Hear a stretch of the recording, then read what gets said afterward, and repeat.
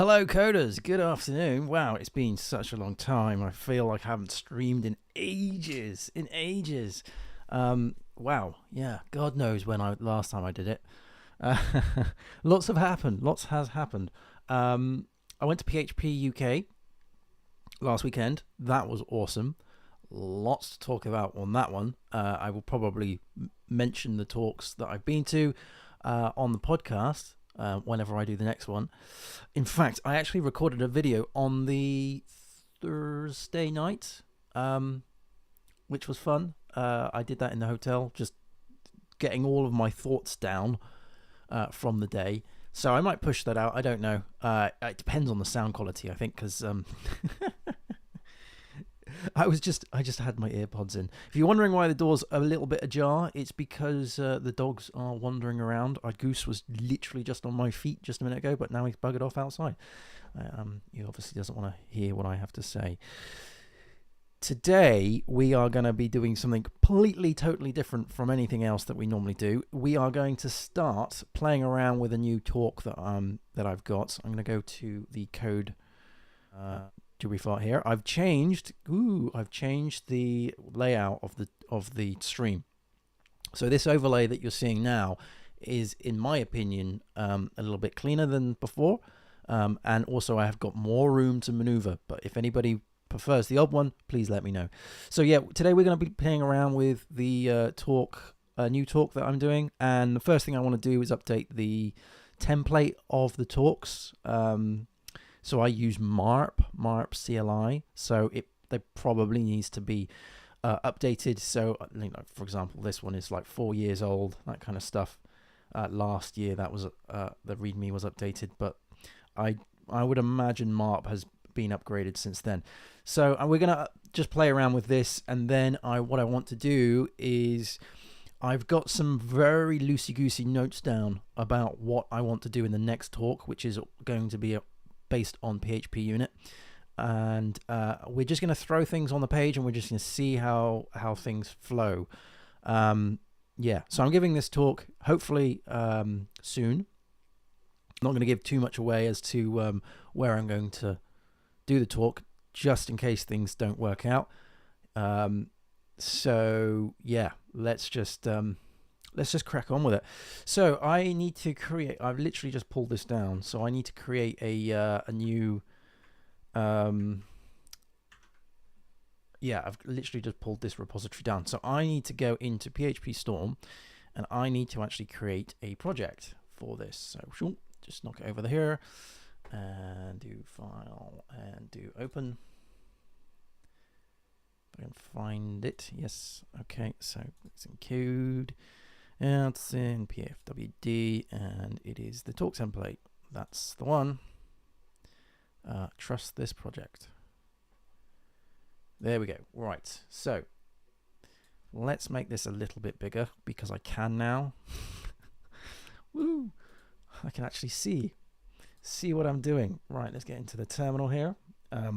Right, ls, and we have the dist, and we've got the package.json and log file.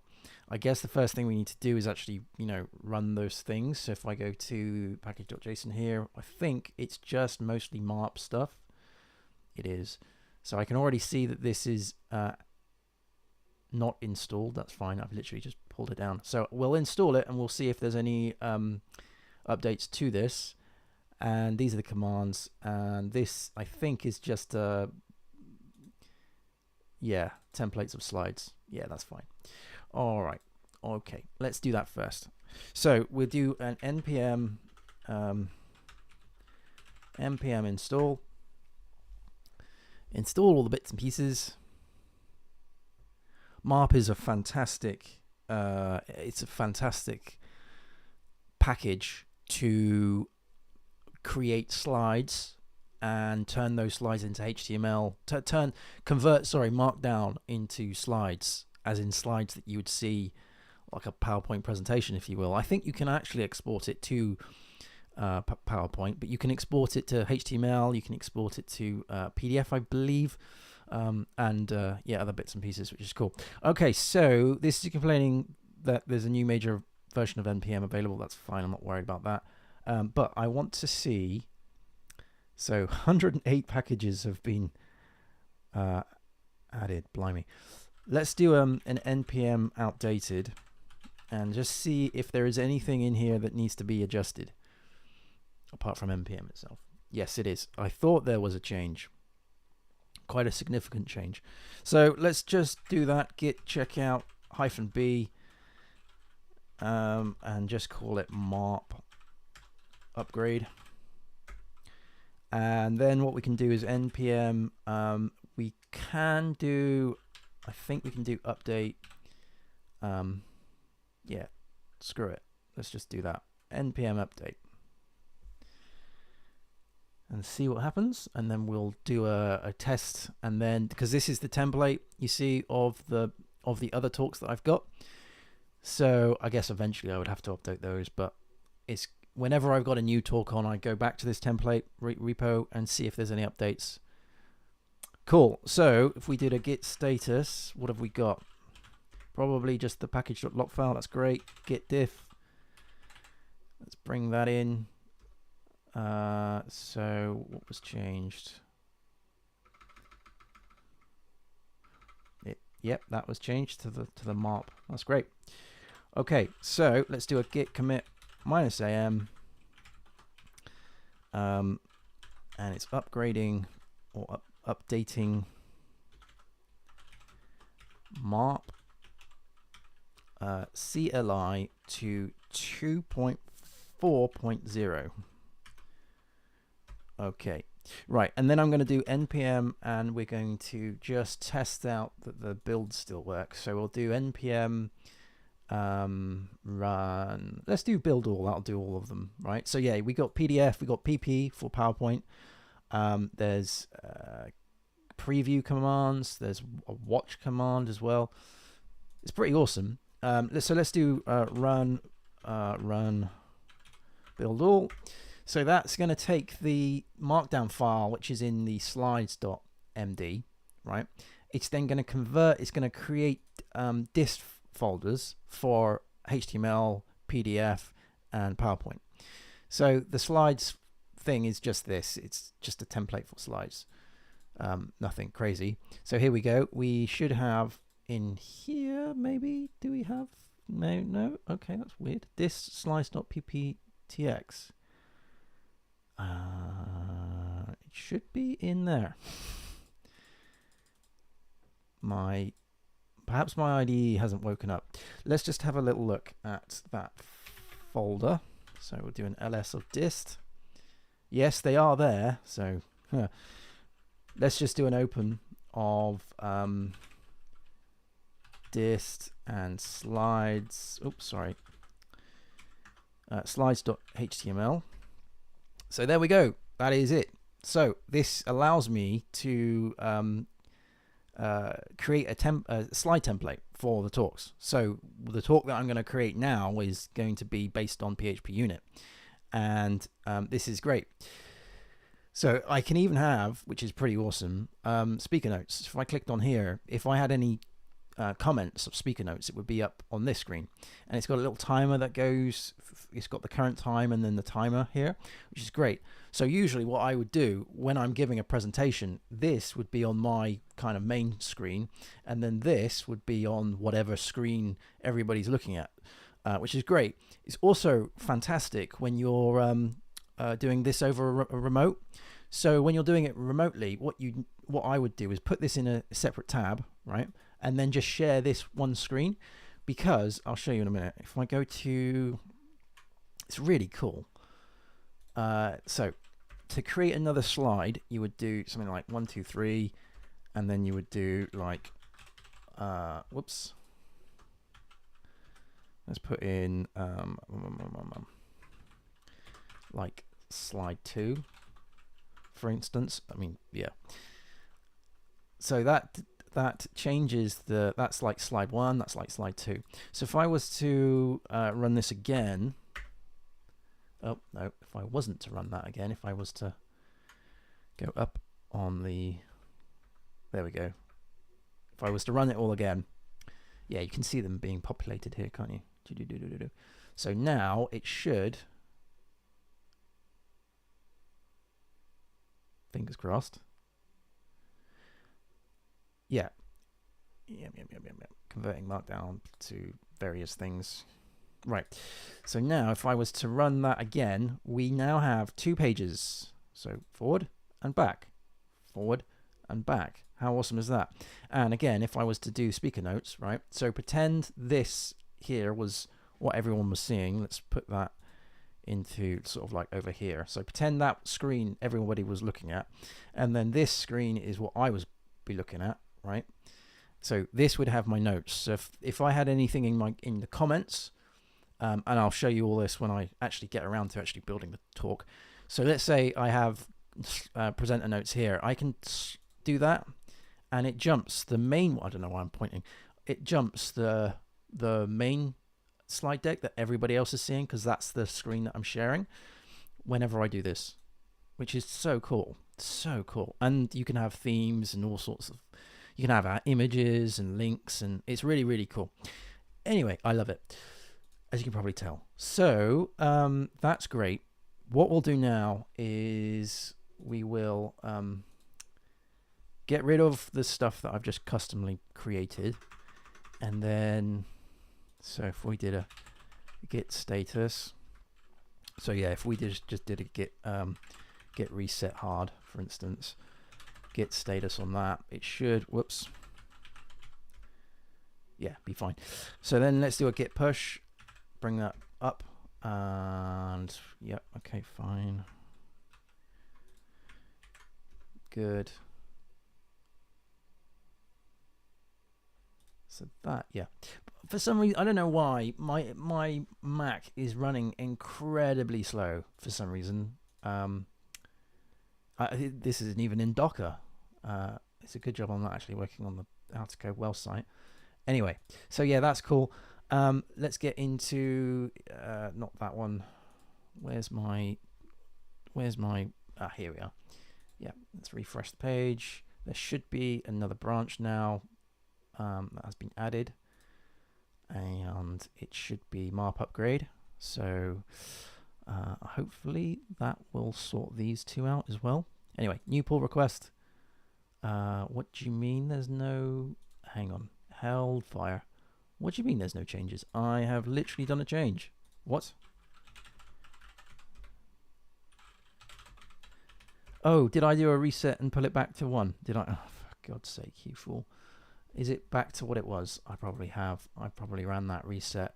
I did. Moron. Okay. How not to use Git. Okay. Let's do... oh, I can't believe I did that.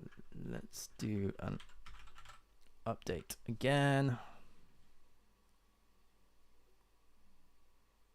That was a reset hard, and I probably put head to 1. Moron. So yeah, yeah. So what I want to do now, once this is all done, is I want to start building up the talk that I'm going to give, and it's on PHPUnit, and it's a lightning talk, so it's very small compared to the other talks that I know that I've given in the past. So it should only be about 10 to 20 minutes long. I want to try and keep it as succinct as possible, because and as small as possible, because my plan for this is that the talk that I'm going to give will eventually become a bigger talk. So I want to pick a portion of the bigger talk and then, you know, really sort of hone down into it. Let me just do a commit again. And then up, and then a push. There we go. So yeah, the previous 2 talks that I've given have all been around coding with confidence. So I have code with confidence using PHP Stan, and I've got code with confidence using PHP Code Sniffer. What I would like to do is essentially have another talk that is code with confidence using PHPUnit. Now, the talks, those 2 talks, PHP Stan and PHP Code Sniffer, they're kind of follow the same formula. I mean, they're titled pretty much similar, aren't they? Code with Confidence. Because I'm hot on being, you know, confident when you're coding and having these tools to empower you as a coder. Let's do a new pull request here. So come on, hurry up, get through this because I want to get this done. So yes, I want code with confidence using PHPUnit, but I want the talk to be a specific part of that bigger talk. So I've got a working title, and that is making your tests smarter, or making your PHPUnit tests smarter. And the code with confidence talks that I give, they go through the installation, the configuration of said tools, and then recommendations for things like new projects, legacy projects, and projects that you're going to migrate.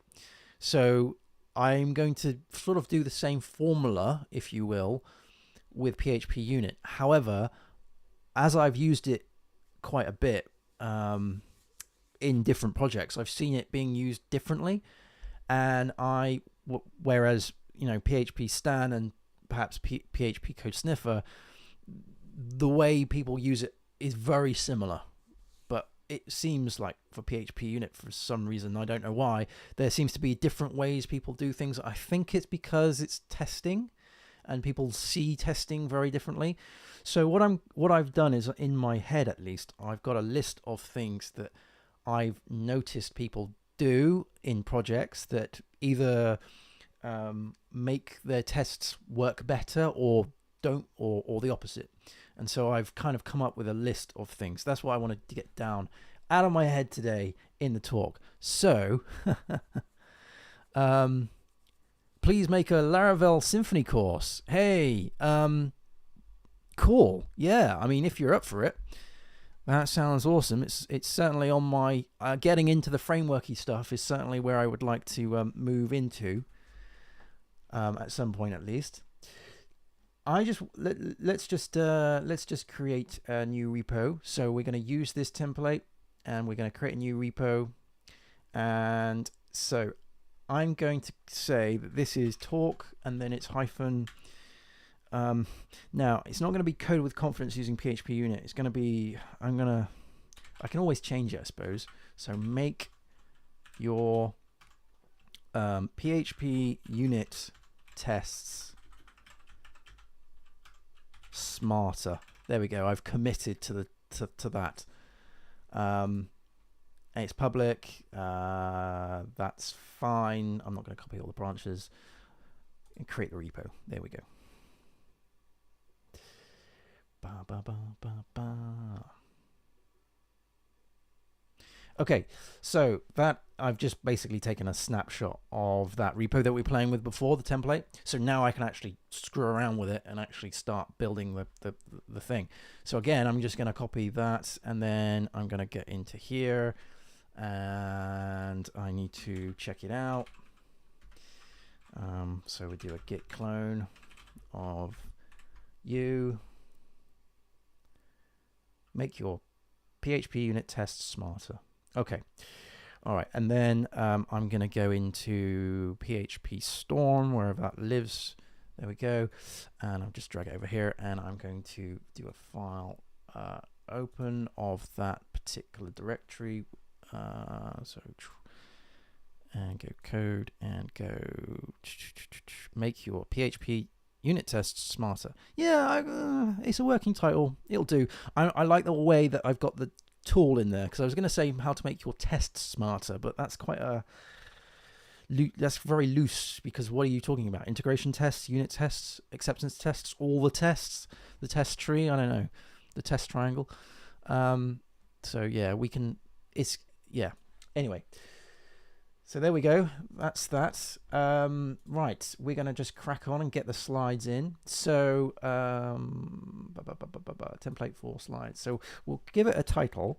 So we'll say make your PHP unit tests smarter. So when I said earlier that what I want to do is this is a lightning talk, so it's a far smaller talk than the other things. There's going to be a bunch of assumptions that I'm going to make. So the first assumption is that you've already installed PHPUnit and then you've already configured it. Those two aspects are what I would be talking about in the bigger talk, the code with confidence using PHPUnit.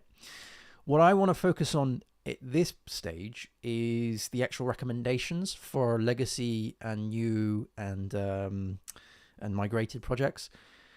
So usually what I do in those code with confidence talks is I talk about the fact that, in my opinion, there are three types of projects that every developer will eventually face during their career. So, you know, a greenfield project, a new project. So, you know, no decisions have been made. You've got a brownfield project. This means that you've joined a team that is working on an application that's already in flight. It's already in production, and it's full of legacy, full of possibly technical debt, possibly bad documentation, bad tests, that kind of thing. And then the next one is that you've been brought onto a project in which needs to be migrated from one thing to another. So, for example, maybe one framework to another, or one programming language to another, yada, yada, yada.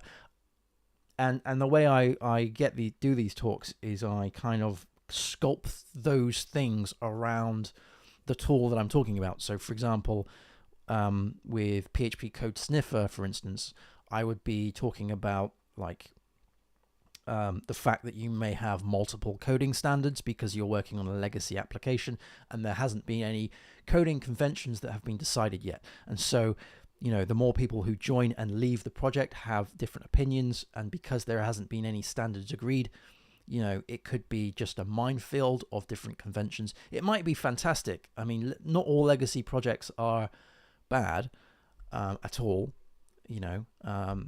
And then for, what was the other one? PHP Stan, you know, it's about static analysis and coming up with a clear set of rules to empower your developers and so forth.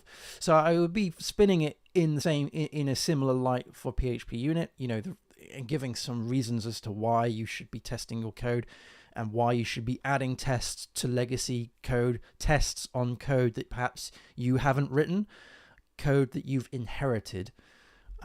So I would have already spoken about all of that in the bigger talk, right? So now I've got to the point where I'm talking about the recommendations for those three types of projects, new project, legacy project, and migrated project. And I always do a fourth one, which is recommendations for all projects, regardless of what type of project they are. So this is kind of the area in which I want to play with at the minute.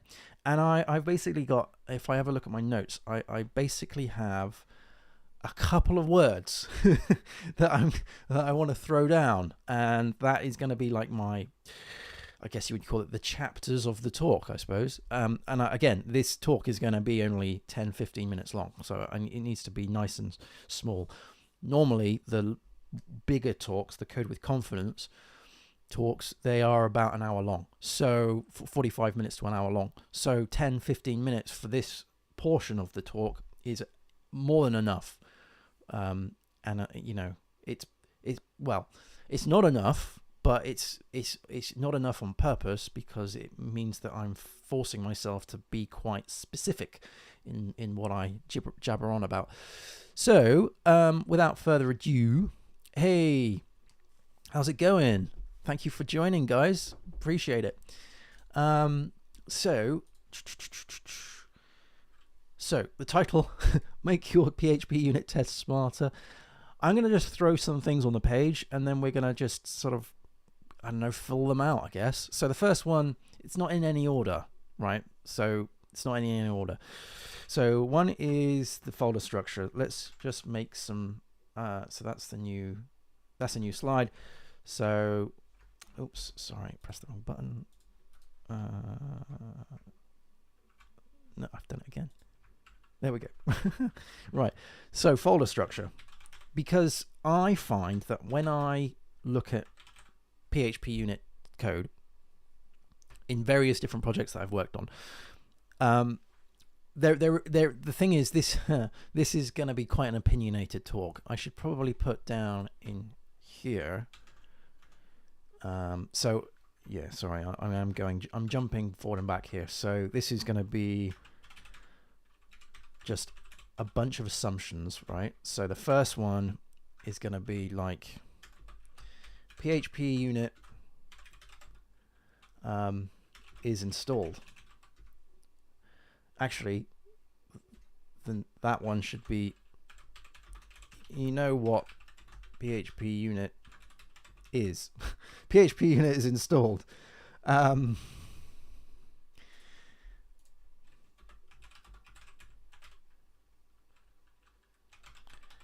Right. Maybe there's another one, I don't know. So yeah, going back to the folder structure, the first point is that in my opinion, when you're creating unit tests, you should, or any, well, no. When you create unit tests, acceptance tests are very different. So when you create unit tests, the folder structure of where the files of the unit tests are, in my opinion, should mimic the folder structure of where they are in your SRC folder, for instance. I've seen projects where it's very higgledy-piggledy, right? So a unit test is supposed to be testing a unit of work, and that unit of work is normally in a class, and that class has a namespace. And because it's PSR4, it needs to follow the standards of what the folder structure.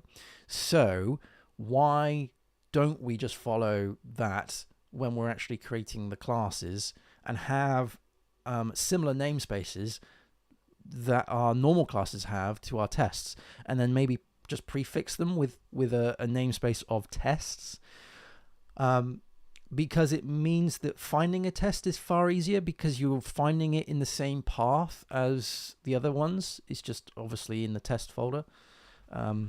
So anyway, that's the first one. The second one, yeah, so I'm going to just put in a point here. So replicate the app structure and replicate the namespace. Right. So these are bullet points that get created. I'll show you the slide deck in a minute. The next one is, again, not in order. I've pressed that button again. It's not in any order. So I don't use a mechanical keyboard during the day.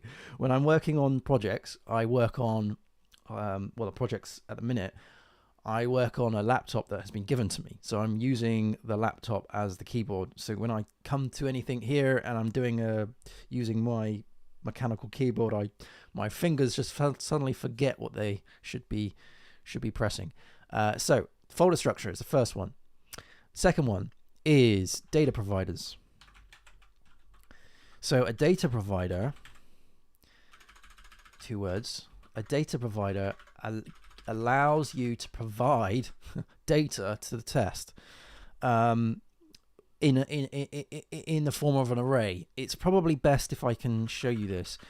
What's really good with MARP, going back to how good MARP is, you can use code snippets in MARP. So I can do like this for instance, and say it's PHP code, and then it will colorize that. How awesome is that? So what I want to do first is just get the sort of titles out of the way first, and then we could go through that. So yeah, a data provider is a function, a class method that returns an array, and that array has different elements into that, has different elements, and those elements can be passed to a test as arguments within the test's tests method, right?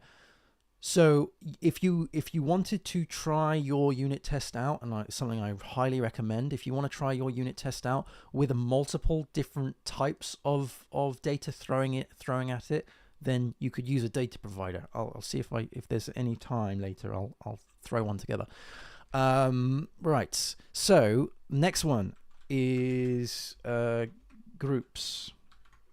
Oh, for God's sake. It's my thumb. It just keeps hitting that. I have a I have an Anpro 2, and it's just a bit small. It's just a bit small. Anyway, so groups. So groups are fantastic when you want to test a portion of the code base. You don't want to test all of it. Let's say, for example, you've done a bunch of refactoring, right? And you know the specific service that you refactored, and you know that you're going to potentially impact on other things that call that service. What I would usually do is group that. So, for example, group it by the service name, and then what you can do is use a filter in the PHPUnit command line to filter the tests to that specific group. Very, very handy. Also use this in Codeception a lot too. All right, so the next one is a little bit controversial, and that is to test everything, which probably sounds a bit weird, but when I say everything, I mean everything in terms of a unit test. So everything, as in as much of the code as you possibly can. This doesn't mean chasing the code coverage. This just means test all of the things as well as you can, because there's an argument about code coverage, which we'll probably get into later. But this, like, for me at least, I've done it. I've tested things live on stream, and people are like, "Why are you testing that? That's a pointless thing to test." Talking about here testing entities, right? Just entities, or anything that is perhaps produced automatically. So Symfony Maker Bundle, for instance, if you make a controller, if you make your entities, if you make your command, you still got to test it, right? Because what I'm dyslexic, as you probably are aware. My typing is horrible. So I'm often making spelling mistakes. I'm often making errors, human errors in the code. So if I'm making human errors in the code and I'm not picking that up, and there's no test to pick that up, and that goes off into production, and I've spelt that variable name wrong, for instance, that's going to have to be refactored later down the line, and it's already in production. So rather catch those little things early. Also, I think I've mentioned this before, but many years ago, I was working for a company in Bristol, and what I would do in the mornings is I would work on the train going to Bristol, and obviously when you're on the train, I didn't really have internet access. I didn't really want to do anything with my phone, so I was producing at that time entities, and I wanted to come up with a database schema, and the way I was doing it was through code. So I wasn't doing it through SQL. I was doing it through SQL as code, but I was doing it through just creating a bunch of entities and seeing how they all hang together, right? And I was using TDD as a means of trying to come up and think of how these entities all flowed together. So I had a whole suite of tests around these entities that a lot of people will probably go, that's pointless. But for me, that was my way of working it out in my head. So test everything. I'm going to say entities here. Entities, is that? Yeah. Test entities, and even automated code. Because it's only going to be when your automated code is as correct as it is when you input what it is that you want to be automated. So if you try and automate them, use the Symfony Maker Bundle, and you get a spelling wrong, right? At what point do you capture that? Is that captured at the time of development, or is that captured at the time of deployment? I guess the point I'm trying to make here is that it costs far more to fix the smallest of bugs in production than it does in development.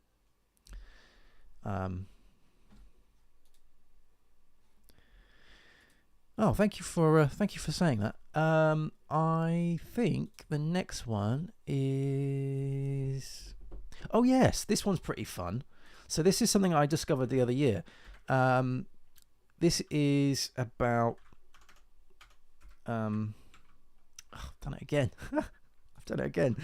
This time I got the finger in the right place. Right. So this one is about testing multiple types of tests, or creating multiple types of tests using PHPUnit. So PHPUnit, as the name suggests, is built for unit tests. However, you can also, because it's just PHP, you can also use PHP to create other types of tests. So you think of the testing triangle, right? So you've got unit tests at the bottom, the biggest part, because you have lots of tests because you're testing the units of work. And then above that, you might have functional tests, stroke integration tests, really kind of the same thing. And then above that, you would have acceptance tests. So you would have very few acceptance tests compared to how many unit tests you've got. And then in the middle, you've got integration tests. Integration tests are things that test the integration of your services. So for example, testing your database, test connections to the database, testing your APIs, all that kind of stuff. And then your acceptance tests is, let's just test everything. And in sort of the broadest sense of the term. So for example, when I'm doing acceptance tests for how to code well, I use Cypress. This is JavaScript framework. A lot of people use Selenium, and that's fine. And it's like a test runner. It kind of spins everything up. So it actually goes through a browser and then does a bunch of events that you define in a story. It clicks the things and it gives, tells you where it's at. Cypress is really cool because on the acceptance tests, it actually records it. It uses a Chrome sort of extension. I think it's an extension or just, anyway, I don't know, but it records it. It also gives you screenshots, and I think Selenium can do that too, which is pretty cool. But for integration, that's like testing your APIs, testing your databases, testing your caching, testing all sorts of other bits and pieces. And usually when someone goes, okay, let's now, we've done a load of unit tests, it's now time to do integration tests, or let's do acceptance tests, a lot of people go, right, so this is a different type of test, and therefore I need to have a different type of tool. There is an argument to say that is a good thing, right? Because, like, for example, I wouldn't be using Cypress for unit tests. I know you can do unit tests in Cypress, but it's better for acceptance tests. And there's an argument to say, well, PHPUnit is better for unit tests, right? But it's PHP, man. Just use PHP if that's the quickest win, right? So what I'm saying is use unit tests to use PHPUnit to also test your integration, also test your acceptance if you can. So where am I going with this? Yeah, so integration tests, you could like have an API, right? So you're testing the integration of the API. Maybe you've mocked that response out, so you're testing that, so you're not actually making real life calls. And then maybe you have a bunch of acceptance tests that are actually making real life calls, right, into your testing suite. But at the end of the day, those calls are just guzzle, right? And the mock is just somewhere that you're going to call. So it's just an array. So why not just use PHP? Why look for another tool that will need to be updated down the line and supported and maintained when you've got a tool, a PHPUnit tool, that can do this? Now, the biggest challenge with all of this, though, is, well, how do I now separate my unit tests from my acceptance tests and my acceptance tests, right? Because PHPUnit, by design, is for unit tests. Well, there's something called test suites. So what you can do in your config of PHPUnit is have multiple test suites that you define. So a project that I created before, where we had a test suite for units, we had test suite for integration, and we had a test suite for we did use Cypress for the acceptance, but we also had a test suite for all, right? Which included both the configuration of the unit test and the integration test. We also had other tests specifically for different types of integration. So not only just APIs, but database tests and stuff like that. There was also tests for commands as well, so console commands. So we created test suites for different types of testing, and the unit tests would have a unit test against all the things, right? So we're not saying that your unit tests for your integration should just go for in your integration. Sorry, blah, blah, blah. We're not saying that your unit tests for your APIs should go in just your integration, because that's not a unit test, that's an integration test. So your unit test folder was still as big as ever, and then your integration test was slightly smaller, and then your acceptance test was much smaller. But what I'm saying is that you can now tell PHPUnit which test suite to run, and brilliantly is because you've now got multiple test suites, you can then configure them independently. So, for example, if you wanted to have code coverage on your unit test, but you didn't want code coverage on your API tests for some reason, then go for it. Or if you wanted code coverage when you're just running all of the suites together, then you would run the test suite all, right? If you weren't bothered with unit tests at the unit level. Sorry, if you weren't bothered with code coverage at the unit level. And other things you could, because it's configuration, you could tailor things like your PHPUnit stuff. You've got your excluding and including configuration that you could just put in. And you can do it on a test suite level, which is great. So you've got different filters, different whitelists and whatnot. So the point that I'm trying to make on this part of the slide is that use multiple test suites.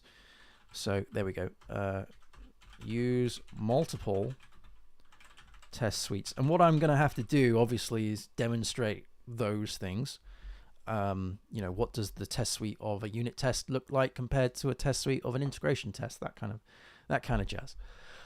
Okay, so I'm not throwing much code out. I'm sorry, but I didn't realize there was all of this stuff. I've got a lot to talk about. So we've got test everything, even entities, have multiple test suites, and yeah, I'm gonna have unit integration and acceptance. I can never spell integration. Can't just never spell. Right.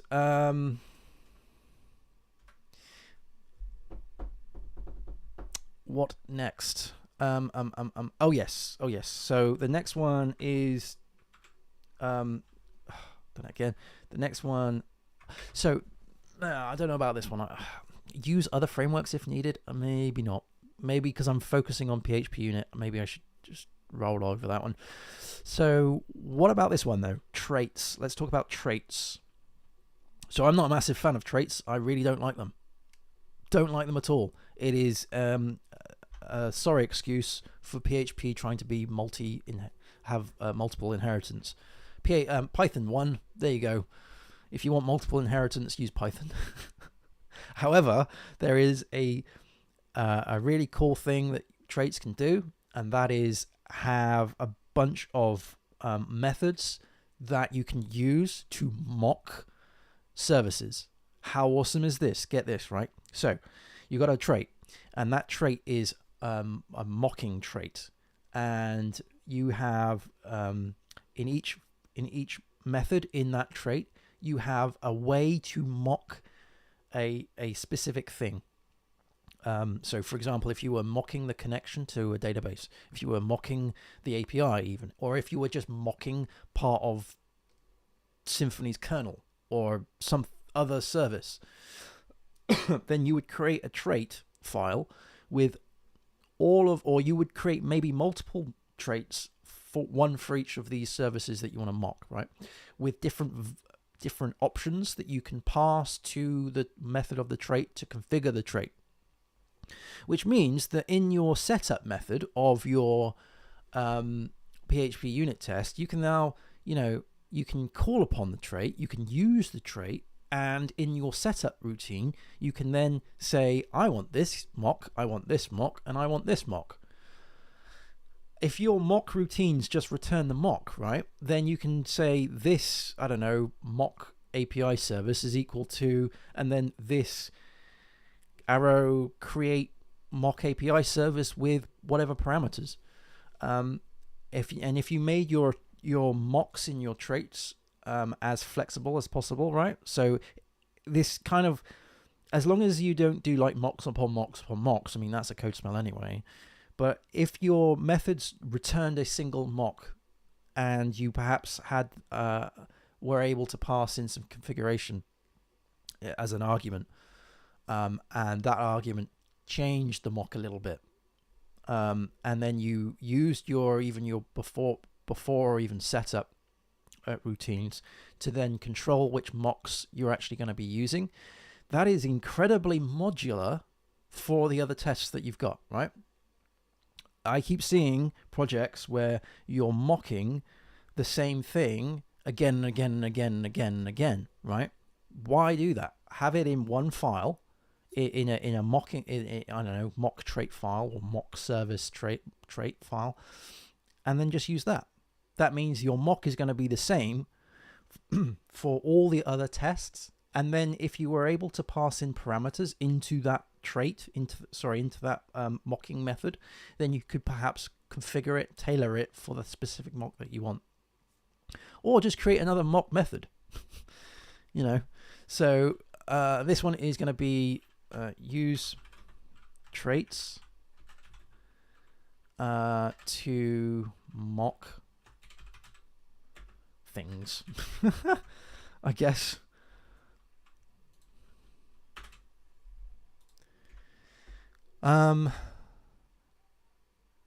Okay, so I've also got a point here, is don't over abstract. These are kind of like notes to myself. Okay, so the next one is naming your tests correctly. All right, so let's do that. Oh, look, I've pressed the right button. Naming your tests correctly. So I see this a similar fashion with groups where the names just become very irrelevant to the thing that you're actually trying to test. When you're reading the test, reading the method, reading the signature of the test, it should explain exactly what you're trying to do. So test A with, B or something like that, or test discount code is valid with product foo. So these are very long names, but they explain exactly what the test is doing. The test shouldn't be doing anything else other than what the test is called, in my opinion. In fact, I am going to put that as a comment. This is, so with MARP, what you can do is create these like HTML comments, and it becomes your speaker notes, which is great. So I can't remember what I just said. Right, your tests should be named in a way that explains exactly what the test is doing. Okay. And then I've got another note in here, which is your test should not do any more than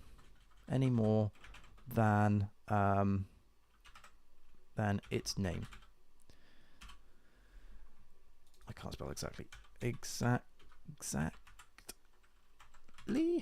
Yeah. All right. Okay.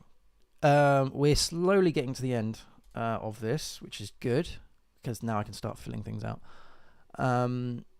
So test your name. Okay. Okay. So we're gonna flip the last two. So, so this one, I think this goes in here, is to use a. Yeah, Goose is back in the room. Use a debugger to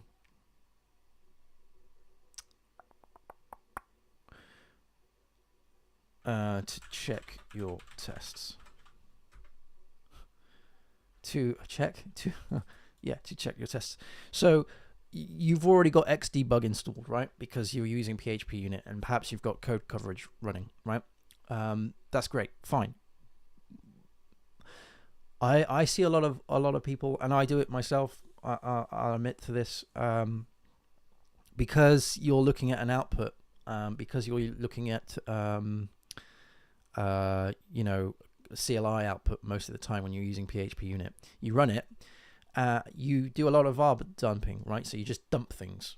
There is a debug mode in PHPUnit, -- debug, I believe, which is great. I probably should put this in as well. I will.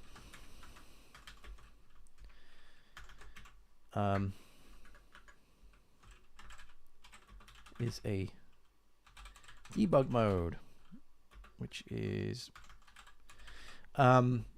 but the point I want to make with this is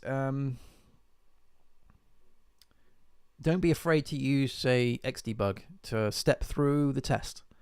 This is perhaps more for integration tests where they're doing a lot more than just a unit of work, because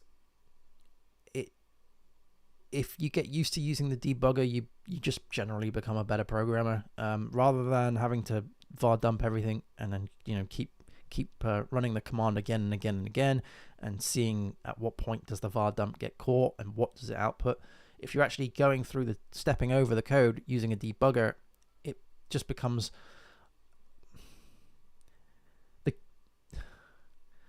I want to try and say this without being a dick. I guess it becomes a little bit more smoother, right? It becomes a little bit more fluid, because you can see the variables coming in, you can see the mocks, you can see what was the expected outcome, all of that stuff, rather than having to, you know, oh, did the var dump hit here? Okay, what's the output? Okay, right, no, that's not what I expected. So did the var dump hit here? I guess this is a broader comment about just using var dumps. I use them, but debugging, step debugging is just so much better. And if you've got code coverage anyway, right? If you're using Xdebug anyway, then you might as well use the tool that you've got. Anyway, the last one is, and I might have more, is test your tests with infection. So infection is lovely.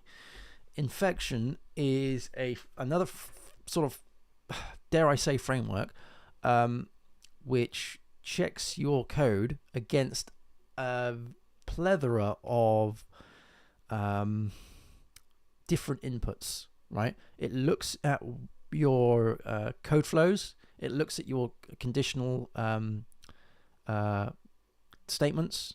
So your loops, your if statements, your switch statements, and your parameters that you're giving to the test, and it tries as hard as it possibly can to break them by altering on the fly the code, by changing and manipulating the input.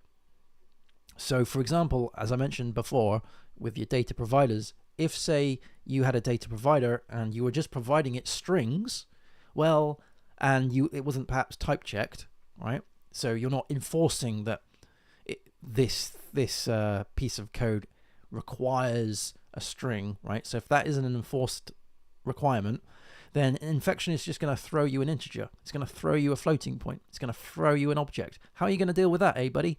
And what it does is it's going to it calls these things zombies, and you either kill a zombie by capturing that use case within the test, right? Or the zombie escapes. So the zombie escapes is your test has not accommodated for the thing that infection has thrown at, the parameter, the value, the scenario that infection has given it.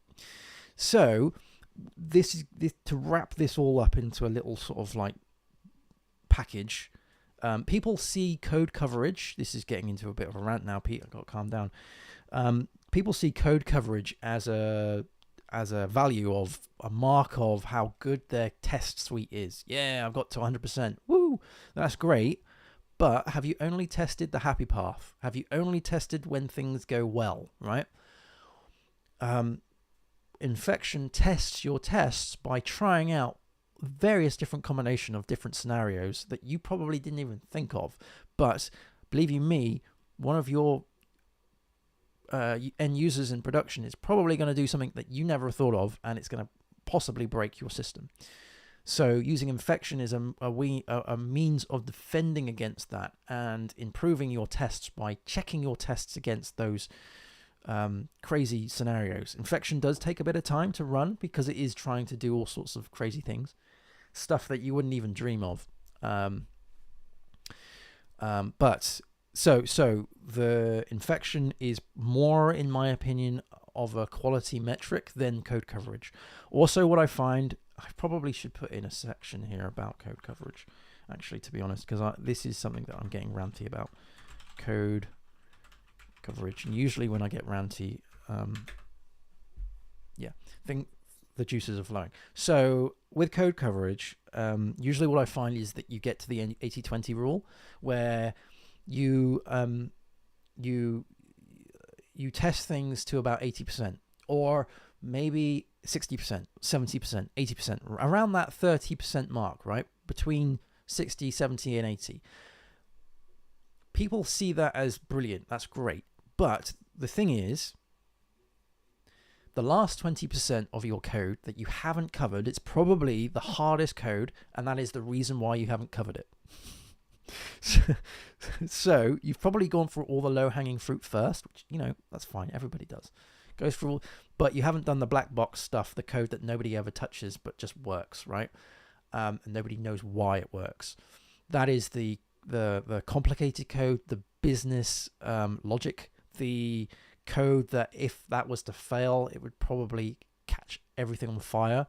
So the really important stuff, but the really crazy stuff, you don't want to open it, you don't want to look at it, because you probably end up screaming, and you'll probably end up having to do a load of refactoring, right? So by the act of testing, you are probably going to find issues with that code that need refactoring and stuff. So the last 20% of code coverage is often the hardest percent to actually cover. Of course, if you get to 100%, then get infection on the go. And there we go. So yeah, I'll put code coverage down as that next step. So I will just put those three in there, and then what this should have done is, have I done an install? I don't believe I have. Let's do an install. So let's do a npm install of this project, and then I'll get the slides going. Can I guide you about working in the UK as a developer?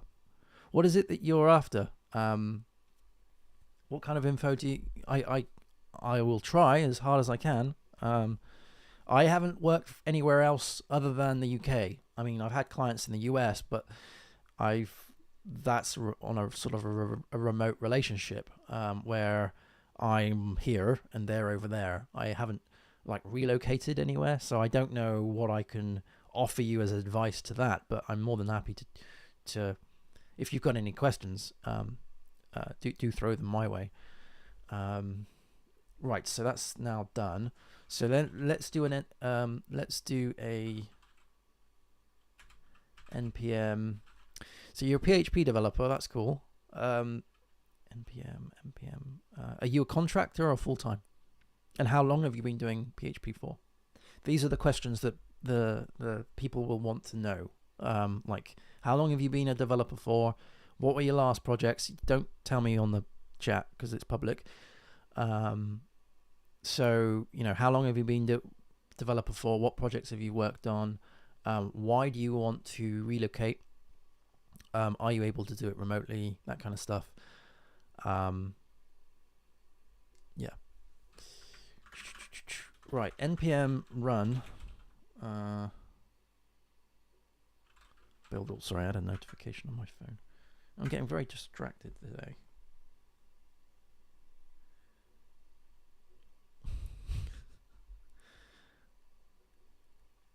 Leave that there. Right, so come on, there we go.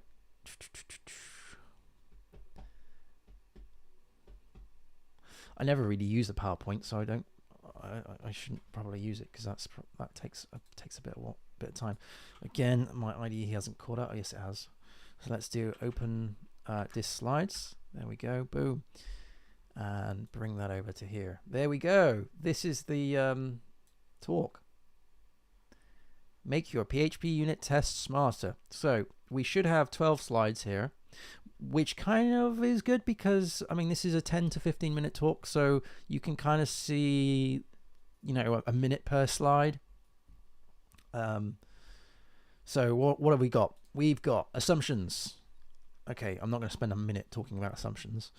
And then we've got folder structure, so replicate the app structure, replicate the namespaces, data provider, groups, test everything, entities, even automated code. Use multiple test suites, so unit integration acceptance. Use traits to mock things, don't over abstract. Naming your tests correctly. I should say name your tests correctly rather than naming your tests correctly, but anyway. So with this, I think I'm going to give an example of what is a bad name and what is a good name. I think that's probably a good one there. And then use a debugger to check your tests. Yeah, I guess I could do a screenshot maybe on that. Test your tests with infection. That's cool. I think I could probably get a screenshot of infection running against how to code well. And then, I mean, I think this needs to be discussed more than the other ones, because infection is not as popular as PHPUnit is, for instance. And in my opinion, the learning curve of infection is quite high compared to PHPUnit. I mean, yeah. I mean, it's testing. Testing is quite a hard thing to wrap your head around anyway. And then code coverage. Yeah. So, if I did that, right? So let's bring that over there. Make it nice and small. And then bring that over to here. So you can see that's the main slide. And then this is what I would see. If I scrolled, I think, yeah, no, not that one. One of them here. These are the speaker notes, right? So these notes would be the notes in the HTML comments. That's cool. I am happy with that.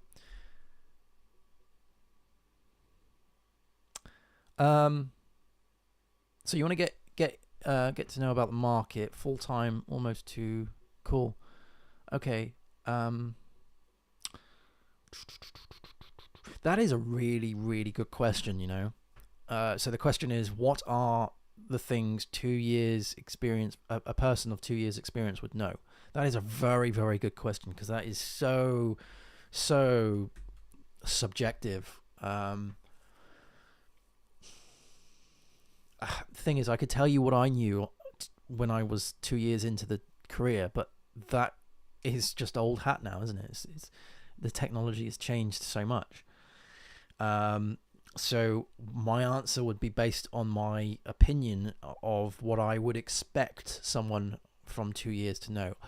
I guess I would counter that with a question of, does that person have they done any kind of formal training. So, for example, I would be expecting someone who's done a degree in computer science to know way more than someone, way more of a broader sense of programming than someone who's self-taught. However, saying that, I would expect someone who is self-taught to know way more about a specific subject because of the subject in which they taught themselves than someone who has done a broad computer science degree. So that's my diplomatic answer there.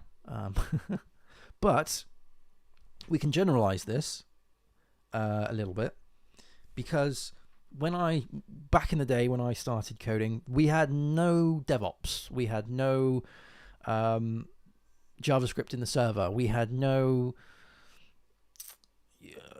crazy CSS that is more of a programming language now than it ever has been. We didn't have any of these JavaScript frameworks all over the place. We had browsers that weren't very compatible, and we had code that was incredibly old. Object-orientated programming really wasn't a thing, especially in the PHP world anyway, when I was a wee lad. And back then I was dealing with ASP and Perl rather than PHP and Python. So what am I trying to say here? I'm trying to say that my experience after 2 years, what is so different compared to what it is now. And I do believe that people have to learn far more, maybe, of certain subjects in perhaps more detail than back then. Because the web back then was, I wouldn't say fairly new, but it was new, right? So people were still trying things out. Whereas now we have tried and tested things. So I would say, does someone with 2 years experience need to have any experience in DevOps? Possibly. Would I say that someone with 2 years experience, would they need to have any experience with serverless? So I would be thinking of certain, I don't want to use the words trends, but certain ideas, philosophies, that's not the right word, methodologies maybe, around certain concepts of programming that weren't around back then when I was a wee lad. Do I think that someone with 2 years experience should know the command line? Yes. Should I expect them to know it back to front? No, not at all. But they would be having some experience using, say, NPM if they were a JavaScript dev, or Composer for PHP. Also, would I expect them to have any knowledge of Git? Yes, I would. Would I care that that knowledge is in a CLI versus the command line? Not really. But if they were, say, 5 years in their career, 10 years in their career, yes, they need to have command line knowledge of those tools. But hey, if you use Git Kraken and you're only in your second year of coding, go for it. That's all good. Yeah. Does that help? Oh, thank you, John. Currently binging on the podcasts. That's great. Oh, thank you. Okay. So I'm just reading the comments here. Nice. That's exciting times, man. Trying to get into the full-time stuff as soon as possible. Yeah, exciting times. The web at the minute is really it's an interesting space to be in right now, with all the AI and the decentralizedness. All of these things. JavaScript suddenly blowing up all over the place, and you finding JavaScript all over the place. Yeah. There's 2 Johns. Awesome. Laravel focus. Yeah, no, I haven't seen that roadmap. That Laravel roadmap. I should take a look at it. Yeah, see, I take a different stance, right? I take a different stance because in my opinion, and it's something that I talk to when I'm a contractor. I'm a contractor, so I'm not a full-time employee. I'm a contractor, and I will drift from project to project. When the contract ends, that kind of stuff. So I find that being just the PHP developer is far easier to get jobs than saying I'm a Symfony developer or I'm a Laravel developer, because once you start pigeonholing yourself in that space, then and just dismissing the other frameworks, it might be a bit difficult for JavaScript because there's so many of them. But with PHP, there is, the Symfony, the Laravel, the Falcon, the Cake PHP, the Yi, the Magento, the WordPress. Okay, so there are quite a few PHP ones. But what I'm trying to say is that if you don't limit your possibilities, then you're available to more work. That's what I've found. So, for example, I've done WordPress, Magento, Yi, Cake PHP, all the things that I've just said I've done. Whereas if I would have said, oh, I'm just a Symfony dev, then yes, I would probably be working on Symfony, sure, because that's not going away. But I wouldn't have the knowledge of the other things. So if Symfony, if the job market was to crash, and it has been going up and down, I can pivot into various different other things. The flip side of that is you become a master of many and not a master of one, right? I think that's the saying, something like that. So you end up having to rehash your knowledge a lot of the time, because you're never really in one space, which can be a bit sucky and unnerving, and maybe the client might be a little bit less confident of your abilities because you work in other spaces other than the space that they want you to work in, if that makes sense.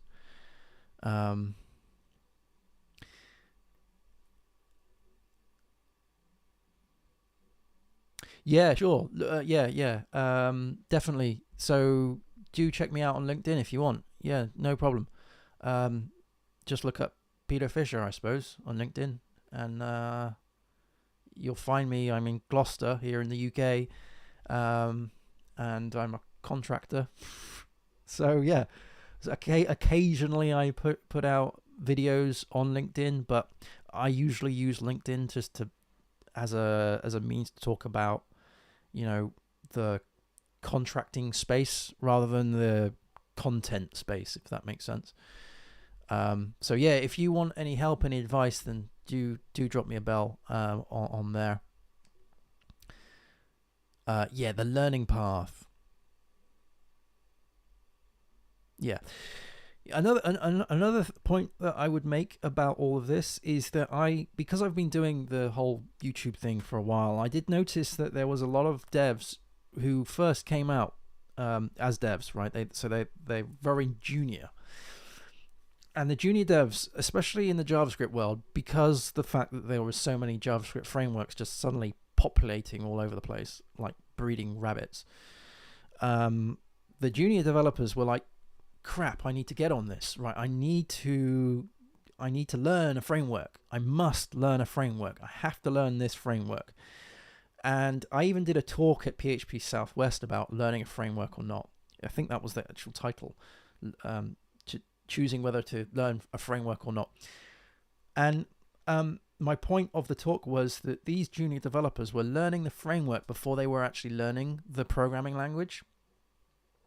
And these frameworks are very opinionated. Like, for example, if your only experience of JavaScript was React, and then you went to Vue, oh my God, like it's a completely different world.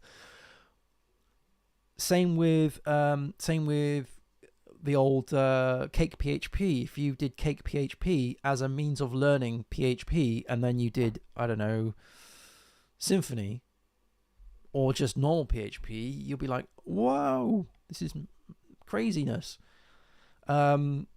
So my point is always to try and learn the fundamentals first. And it really doesn't take that long, to be honest, because when you start learning a programming language and then you learn another programming language and then another programming language, you start getting a feel for how all of these things work.